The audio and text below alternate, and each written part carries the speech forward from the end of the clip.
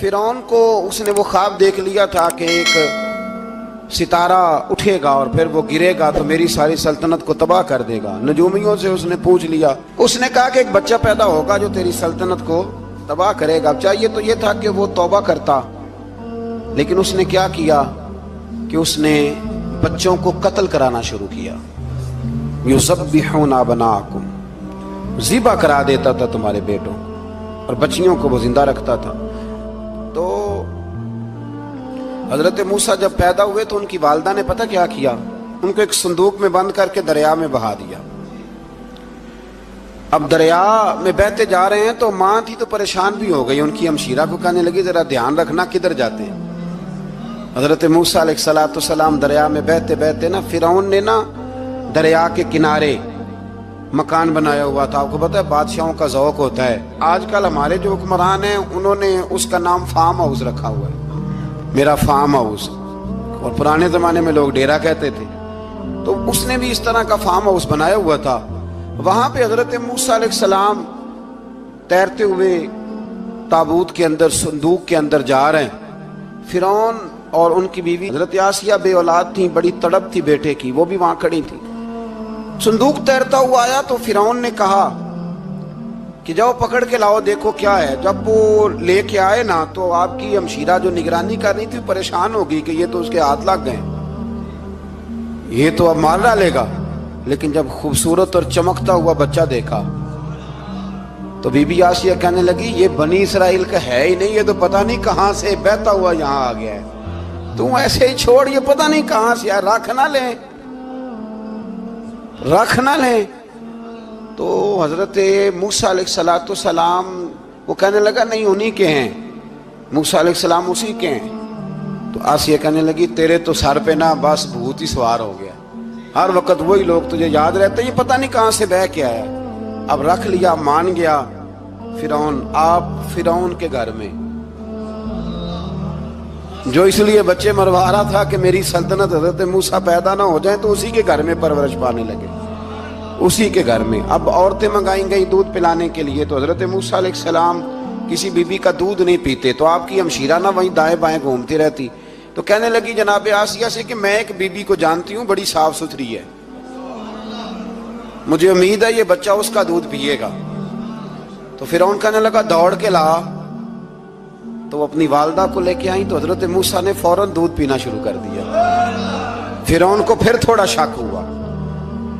ایک روایت یوں بھی لکھی ہے بعض لوگوں نے کہ فرعون ایک دن اٹھایا ہوا تھا حضرت موسیٰ کی، ابھی تھوڑی سی عمر تھی، تو آپ نے اس کی داڑھی پکڑ کے تو ایک گھونسا دے مارا، جلالی تو شروع سے ہے نا۔ تو کہنے لگا آسیہ تو مان نہ مان یہ بچہ وہی ہے۔ تو حضرت بی بی آسیہ کہنے لگی کہ تجھے غلط فہمی ہے، یہ وہ نہیں ہے۔ اس نے کہا دیکھو نا یہ تو اٹھاتی ہے تو پیار کرتا ہے، اور میرے جب قریب آتا ہے تو اس کے لب و لہجے میں تلخی محسوس کرتا ہوں۔ اس نے کہا بچوں کو کیا پتا۔ خیر ایک طرف اس نے کھانے پینے کی چیزیں رکھ دی، ایک طرف انگارے رکھ دیے۔ وہ بھی حضرت آسیہ کہتی ہیں کہ تجھے سمجھ آئے بچے بچے ہوتے ہیں۔ حضرت موسیٰ بچے تو تھے پر تھے تو اللہ کے نبی نا، اللہ کے نبی تھے۔ جب اس نے کہا نا یہ بچے ہیں، تو حضرت موسیٰ علیہ السلام بجائے انگاروں کی طرف جانے کے، نبی تھے، وہ سیدھے کھانے پینے والی چیزوں کی طرف بڑھنے لگے۔ فرعون کہنے لگا اب بتا۔ اللہ تعالیٰ نے حضرت جبریل کو بھیجا، انہوں نے کہا ادھر نہیں جانا آپ ادھر جائیے۔ تو آپ آگ کی طرف گئے اور ایک کوئلہ اٹھا کے زبان پہ رکھ لیا۔ تو آسیہ کہنے لگی سمجھ آئی، بچے کو کیا پتا کدھر جانا ہے کدھر نہیں جانا، اگر وہ اتنا ہی خیال ہوتا وہی بچہ ہوتا تو آگ۔ اور بعض مفسرین نے لکھا ہے یہ جو حضرت موسیٰ دعا مانگتے تھے نا رب اشرح لی صدری ویسر لی امری، یہ وہ آگ کا انگارہ جب کوئلہ منہ میں رکھا تھا نا تو اس کی وجہ سے زبان میں کچھ لکنت آ گئی، تو آپ دعا کرتے تھے کہ یا اللہ میری زبان کی وہ بند گرا کھول دے تاکہ میں کھل کے فرعون کے سامنے بات کر سکوں۔ وہیں حضرت موسیٰ پلنے لگے، وہیں پلے، وہیں جوان ہوئے، وہیں اللہ نے ساری دولتیں دی، بہن بھی ملی، ماں بھی ملی، اور سارے عزیزوں کا پیار بھی ملا۔ اسی گھر کے اندر اللہ نے پرورش کر کے فرعون کے ظلم سے بنی اسرائیل کو نجات عطا فرمائی۔ موسیٰ پھر فرعون کے گھر میں پلنے لگے، اور جب جوان ہو گئے تو فرعون کے ہاں جو ظلم ہوتا تھا حضرت موسیٰ اس پر بول پڑتے تھے، جلال فرماتے تھے۔ تو فرعون پھر ناراض رہنے لگا، یہاں تک کہ اس نے آپ کو نکال دیا آپ تشریف لے گئے وہاں سے. تو حضرت موسیٰ ایک دن شام کے وقت دوبارہ آئے بستی میں، لوگ سوئے ہوئے تھے. تو دو آدمی، ایک بنی اسرائیل میں سے اور ایک فرعون کی اپنی قوم میں سے، وہ دونوں آپس میں جھگڑ رہے تھے. لیکن وہ جو حضرت موسیٰ کی بنی اسرائیل کی قوم کا شخص تھا، اس پر وہ قبطی، وہ جو فرعون کے قریبی لوگوں میں سے تھا، وہ ظلم کر رہا تھا اور بوجھ اٹھانے کی بات کر رہا تھا. اب اس نے حضرت موسیٰ کو پکارا کہ یہ دیکھے میرے ساتھ کس طرح کی بات کر رہا ہے. تو حضرت موسیٰ کا ارادہ بھی نہیں تھا، آپ نے بس اس کو سمجھایا. پر کچھ لوگوں کو سمجھ، تو حضرت موسیٰ نے پھر ایک مکہ مارا، ایک گھونسا مارا، صرف ایک ہی. یہ کئی تگڑے اور دلیر اس طرح کے بھی ہوتے ہیں کہ گھونسا ایک بھی برداشت نہیں کرتے. وہ ایک مارا، آدمی دھڑام سے زمین پہ گرا اور ماری گیا. حضرت موسیٰ کا ارادہ نہیں تھا لیکن وہ مر گیا. حضرت موسیٰ علیہ السلام نے اس بات پر اپنے رب سے استغفار بھی فرمائی. قرآن کہتا ہے کہ انہوں نے معافی چاہی کہ اللہ میرا ارادہ نہیں تھا. بہرحال اگلے دن نا حضرت موسیٰ دوبارہ آئے. وہ سنا کرتے تھے نا ہم کہ بیوقوف دوست سے عقل مند دشمن بہتر ہوتا ہے. وہ کم از کم دشمنی تو عقل مندی سے کرتا ہے نا، لیکن جو بیوقوف دوست ہو بیوقوفی. حضرت موسیٰ دوبارہ آئے تو وہ بنی اسرائیلی اگلے دن کسی اور سے جھگڑا کر رہا تھا. پھر اس نے مدد کے لیے پکارا تو حضرت موسیٰ کہنے لگے مجھے لگتا یہ ہے کہ تیری عادت ہے، تو خود بڑا جھگڑالو ہے، تو نے روز نیا جھگڑا شروع کیا ہوتا ہے. حضرت موسیٰ جب اس کی طرف بڑھے نہ ڈانٹنے کے لیے تو اس نے شور کرنا شروع کر دیا. کہنے لگتا ہے جس طرح آپ نے اسے کل قتل کیا تھا مجھے بھی قتل ہی کریں گے. یہ انسانوں کا مزاج ہے کہ آپ جب تک کسی کے طبیعت کے مطابق چلیں گے وہ راضی رہتا ہے، اور ذرا آپ اس کی طبیعت سے ہٹتے ہیں تو وہ شور کرتا ہے. اس نے کہا جی آپ مجھے بھی لگتا ہے ماریں گے. حضرت موسیٰ کلیم اللہ علیہ نبینا علیہ السلام کے بارے میں جب اس نے شور کیا تو بات پھر فرعون کے دربار تک گئی. وہ تو پہلے ہی بہانہ تلاش کر رہا تھا. اس نے کہا ڈھونڈو پکڑو اور معاذ اللہ شہید کریں گے. کسی نے آ کے خبر دی کہ آپ جہاں سے ہجرت کر جائیں، اس لیے کہ آپ کے لیے یہاں حالات درست. اور بھائی یہ چھوڑ دیا کریں بات کہ فلاں آدمی کے حق میں فلاں جگہ حالات کیسے خراب ہوئے. تو نبی کریم علیہ السلام مکہ چھوڑ کے کیوں آئے؟ حضرت موسیٰ علیہ السلام نے ہجرت کیوں فرمائی؟ یہ ایک ایسی عجیب بحث ہے جس کو لوگ بلا وجہ چھوڑ دیتے، بلا وجہ چھیڑ دیتے ہیں. اور بالخصوص ایک خاتون نے ایک دفعہ مجھے پیغام دیا تو میں بڑی اس کی بات سن کے مجھے عجیب لگا. وہ کہنے لگی کہ دوسری جگہ میری شادی ہوئی ہے، مجھے طلاق ہو گئی تھی، تو مجھے ایک تانا روز سننے کو ملتا ہے تو اتنی اچھی ہوتی تو وہاں نہ رہ لیتی. تو بھئی یہ کوئی تانے والی بات ہے؟ کوئی ضروری ہے کہ بیوی غلط ہوتی ہے تو طلاق ہوتی ہے؟ اللہ کے محبوب علیہ السلام کی دو صاحبزادیوں کو ابو لہب کے دو بیٹوں نے طلاق بھیج دی تھی. کس کی غلطی تھی؟ تو آپ کیا کہہ سکتے ہیں یہاں کیوں طلاق؟ تو اتنی جلدی بات تھوڑی کر دیں گے آپ، تھوڑی احتیاط فرمائیں بولنے میں. تو حضرت موسیٰ علیہ السلام وہاں سے نکلے اور آپ مدین کی طرف چلے گئے. مدین وہ علاقہ تھا جہاں فرعون کی حکومت کوئی نہیں تھی. حضرت موسیٰ جیسے ہی وہاں پہنچے تو ان کے اندر ایک جذبہ تھا، ظلم ہوتا نہیں دیکھ سکتے. جب وہاں پہنچے تو انہوں نے دیکھا لوگ اپنے اپنے جانوروں کو گھاٹ پہ پانی پلا رہے ہیں اور دو خواتین ہیں وہ بالکل پیچھے کھڑی ہیں. تو حضرت موسیٰ کلیم آگے بڑھ کے کہنے لگے تم کیوں نہیں پانی پلاتی؟ تو وہ کہنے لگی ہمارا بھائی کوئی نہیں، باپ ہمارا بوڑھا ہے. اللہ اکبر. مجبوری یہ ہے، ہم ہیں بھی پردہ دار گھرانے کی، مجبوری ہماری یہ ہے کہ جب تک یہ سارے لوگ پانی پلا نہیں لیں گے اتنی دیر تک ہماری باری نہیں آئے گی. تو حضرت موسیٰ کلیم اللہ علیہ السلام فرمانے لگے اچھا یہ بات ہے تو جانور مجھے دو. وہ ہو یہ رہا تھا کہ چونکہ مرد پانی پلا رہے تھے تو اور جتنے بھی مرد آتے جاتے تھے وہ گھستے جاتے تھے اور عورتیں بیچاری کھڑی تھیں. حضرت موسیٰ جھٹ سے آگے بڑھے، پیچھے ہٹو. ان دو خواتین پاک باز عورتوں کے جانوروں کو پانی پلایا اور پھر آپ دوبارہ وہیں بیٹھ گئے. وہ بیبیاں جلدی جلدی گھر گئیں، جا کے اپنے والد سے کہنے لگی ابا جی کمال ہو گیا، اس بستی میں ایک ایسا آدمی ملا ہے جو عورتوں کی طرف دیکھتا ہے تو نیکی کرنے کے لیے آگے بڑھتا ہے، جو مجبور اور بے کس کے لیے اچھے جذبات رکھتا ہے. فرمایا جلدی لاؤ. कुछ मुफस्सिरीन और तरफ भी गए हैं, लेकिन जमहूर ने लिखा है कि वो हजरत शुएब अलैहिस्सलाम थे। हजरत शुएब ने घर बुलाया, अपनी एक बेटी को भेजा, फरमाया बेटे बुला के लाओ। वो जब घर आए तो आप फरमाने लगे आप मेरे साथ उजरत तय कर लें, 8 साल या 10 साल आप मेरी बकरियों को चराएं, मेरे घर में रहें। और फिर फौरन ही फरमाने लगे अगर आप हमारे घर में रहेंगे, देखभाल करेंगे, तो मैं अपनी एक बेटी का निकाह भी आपके साथ कर दूंगा। तो 8 से 10 साल हजरत मूसा ने वहां क़याम फरमाया। और फिर जब आपका निकाह हो गया तो आप अपनी बीवी को लेके मिस्र की जानिब जा रहे थे, तो रास्ते में ना ठंड ज्यादा हो गई, तो अपनी ज़ौजा से कहने लगे वहां आग जल रही है, मैं तेरे लिए आग लेके आता हूं ताकि तू ताप सके, गर्मी हासिल कर सके। वहां गए तो दरख्त से आवाज आई, मूसा मैं तेरा रब हूं। दरख्त से आवाज आई, मूसा मैं तेरा रब हूं। और हजरत मूसा कलीमुल्लाह को वहां वही आनी शुरू हुई। वहां वही अल्लाह ताला ने उन्हें वो असा अता फरमाया जो फिर बाद में अज़दहा बनता था।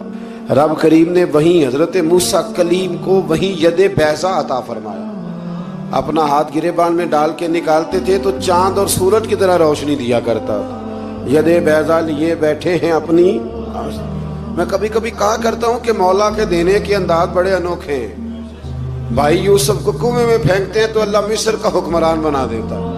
तो फिर हजरत मूसा वहां से वापिस आए और आकर के आपने दोबारा वो सारा निज़ाम जिंदगी शुरू फरमाया। मूसा अलैहिस्सलाम ने उनको दावत हक दी और कहा कि मैं तुम्हारे पास वाज़े निशानियां लाया हूं, बनी इसराइल को मेरे साथ भेज दो। फिरौन ने मोजज़ात पेश करने के लिए कहा तो हजरत मूसा अलैहिस्सलाम ने अपना असा ज़मीन पे डाला, अपना असा, अपनी छड़ी, अपना डंडा ज़मीन पे डाला तो वो एक वाज़े अज़दहा बन गया। फिर हजरत सैयदना मूसा अलैहिस्सलाम ने अपना हाथ गिरेबान से निकाला तो वो देखने वालों के लिए रोशन हो गया, हाथ के अंदर नूर पैदा हो गया। यदे बैज़ा लिए बैठे हैं अपनी आस्तीनों में। फिरौन के सरदारों ने हक को कबूल करने की बजाय इसे जादू करार दे दिया और कहा कि ये तुम्हें अपने मुल्क से निकालना चाहता है। उन्होंने कहा इस मामले को जरा ढील दो और जादूगरों को जमा करो। जादूगर आए, उन्होंने फिरौन से कहा कि हम हजरत मूसा के मुकाबले में जादू तो दिखाएंगे माज़अल्लाह, लेकिन अगर हम गालिब आ गए तो फिर हमारा इनाम क्या होगा? सौदा पहले तय करना है, क्या इनाम मिलेगा? उसने कहा कि अगर तुम गालिब आ गए तो मैं तुम्हें अपना करीबी बना लूंगा। बादशाहों का करीबी होना भी तो बड़ी बात है ना, लोग बड़े पापड़ बेलते हैं करीबी होने के लिए। और ये जो करीबी होते हैं ना, बिलखुसूस जो बादशाहों के करीबी होते हैं, बादशाहों की तबाही का सबब भी यही लोग ही बनते हैं। ये उनको रोज खबर देते हैं कि सब अच्छा है, सब अच्छा है। और दुनिया के ज़्यादातर हुक्मरान इन्हीं लोगों की वजह से तबाह होते हैं, क्योंकि उनका खुद आवाम से राब्ता नहीं रहता। अगर वो खुद आवाम के साथ डायरेक्ट राब्ता करें तो शायद उन्हें अच्छी और साफ सुथरी चीज़ें समझने को मिल जाए। खैर, जादूगरों ने जब कहा हमें क्या दोगे, तो उसने कहा तुम्हें करीबी बना लूंगा। जादूगरों ने मूसा अलैहिस्सलाम से कहा कि आप पहल करेंगे या हम पहल करें? तो मूसा अलैहिस्सलाम ने कहा तुम पहल करो। जब जादूगरों ने अपनी रस्सियां जमीन पे डाली तो लोगों की निगाहों को सहर ज़दा कर दिया, जादू कर दिया और उन्हें डरवा दिया। उन्होंने कहा ये तो बड़ा जादू ले आए। तो अल्लाह ताला ने हजरत मूसा अलैहिस्सलाम को हुक्म दिया कि आप भी अपना असा जमीन पे डालें। उनकी रस्सियां सांप बन गई थी ना, दरअसल वो सांप बनी नहीं थी, लोगों की आंखों पर जादू हो गया था, उन्हें सांप नजर आ रहा था। फरमाया आप भी अपना असा जमीन पे डालें। वो असा सांप बना और जादूगरों की सारी चीजों को निगल ही गया। उनकी बहुत सारी रस्सियां सांप बनी थी, इनका एक ही असा सांप बना और सबको निगल गया। इस तरह के मोजज़े की हकानियत और जादूगरों का बुतलान साबित हुआ और फिरौनी रुसवा हो गए। जादूगर सजदे में गिर गए और अल्लाह पर ईमान ले आए। फिरौन ने उन्हें धमकी दी कि तुम मेरी इजाजत के बगैर ईमान ले आए हो, मैं तुम्हारे हाथ और पांव मुखालिफ सिमत से काट दूंगा, यानी उल्टा हाथ काट दूंगा, सीधा पैर काट दूंगा। मेरी बगैर इजाजत ईमान ले आए हो और तुम्हें सूली पे भी चढ़वा दूंगा। उन्होंने कहा कि ईमान लाने की पादाश में तुम हमें सजा देना चाहते हो। फिर उन्होंने अल्लाह ताला से सब्र और इस्तिकामत की दुआ की। اس کے بعد فرعون نے بنی اسرائیل کے بیٹوں کو قتل کرنے کی اور بیٹیوں کو زندہ چھوڑنے کا حکم دے دیا۔ موسیٰ علیہ السلام نے قوم کو صبر کی تلقین کی اور کہا کہ نیک انجام اہل تقویٰ کے لیے۔ یہاں ایک لطیف بات ہمارے صوفیاء نے بھی لکھی ہے۔ صوفیاء کہتے ہیں کہ فرعون نے کلمہ نہیں پڑھا پر جادوگر کلمہ پڑھ گئے۔ وہ کس طرح کلمہ پڑھ گئے؟ تو کہنے لگے دراصل انہوں نے آتے ہی حضرت موسیٰ کا ادب بڑا کیا تھا۔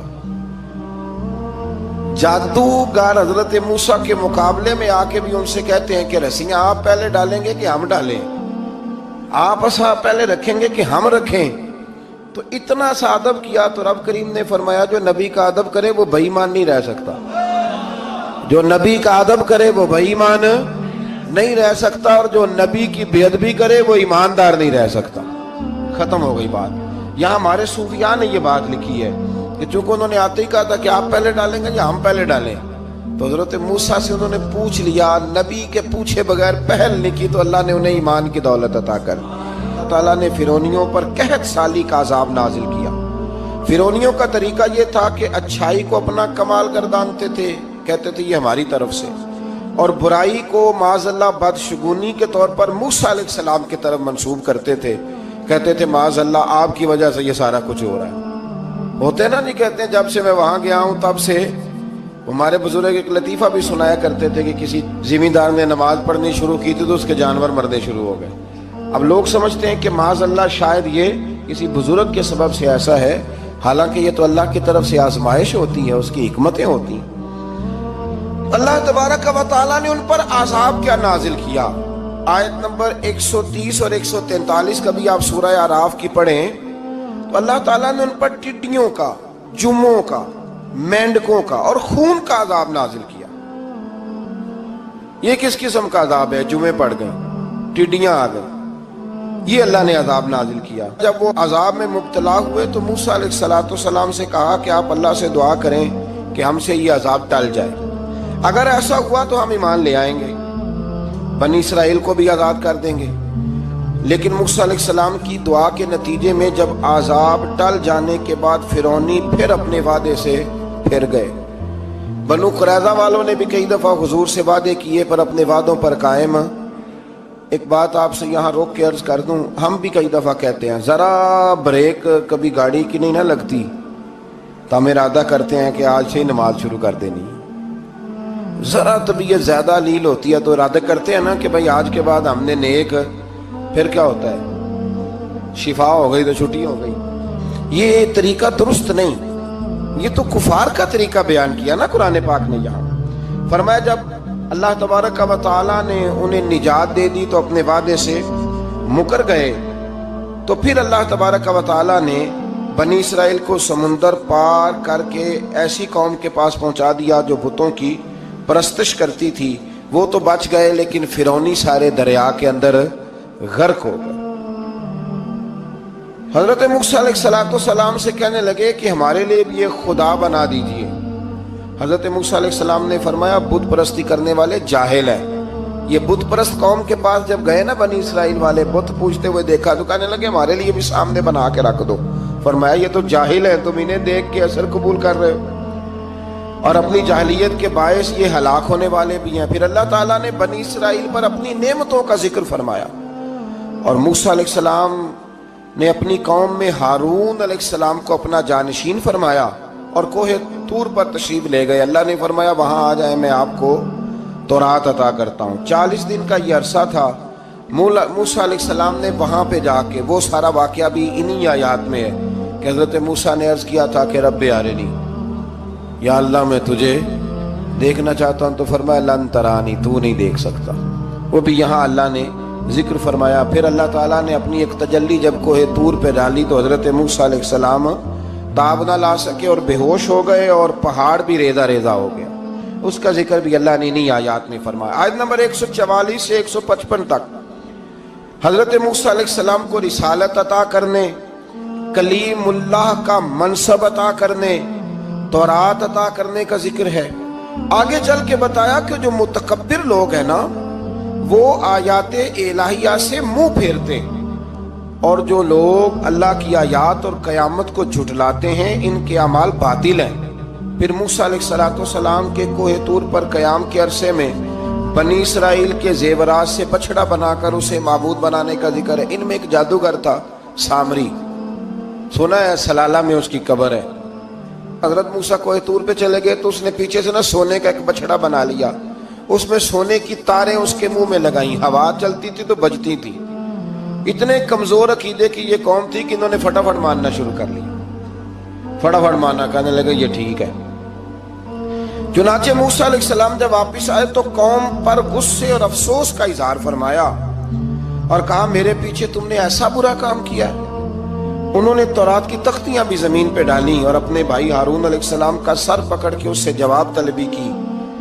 انہوں نے کہا اے میرے ماں جائے، بڑے خوبصورت لفظ ہے قرآن پاک، اے میرے ماں جائے، اے میرے بھائی، قوم نے مجھے بے بس کر دیا اور قریب تھا کہ یہ مجھے قتل بھی کر دیتے۔ اب آپ مجھ پر سختی کر کے دشمنوں کو ہنسنے کا موقع نہ دیں، کبھی بھی دشمنوں کو اپنے اوپر ہنسنے کا موقع نہ دینا چاہیے۔ پھر آیت نمبر 151 میں موسیٰ علیہ السلام کی دعا اور کلمات استغفار کا ذکر ہے۔ آگے چل کے بتایا کہ غصہ ٹھنڈا ہونے پر موسیٰ علیہ السلام نے تورات کی تختیوں کو اٹھایا جن کی تحریر میں اللہ سے ڈرنے والوں کے لیے ہدایت اور رحمت کی بشارت تھی۔ آیت نمبر 156 سے لے کر 158 تک میں موسیٰ علیہ السلام کی دعا کا ذکر ہے، جس میں انہوں نے اپنی قوم کے لیے اللہ تعالیٰ سے دنیا اور آخرت کی بھلائی مانگی۔ اللہ تعالیٰ نے فرمایا یہ کامل نعمت میں ان لوگوں کو عطا کروں گا جو ایمان کے ساتھ تقوی بھی اختیار کریں گے، یہ انہیں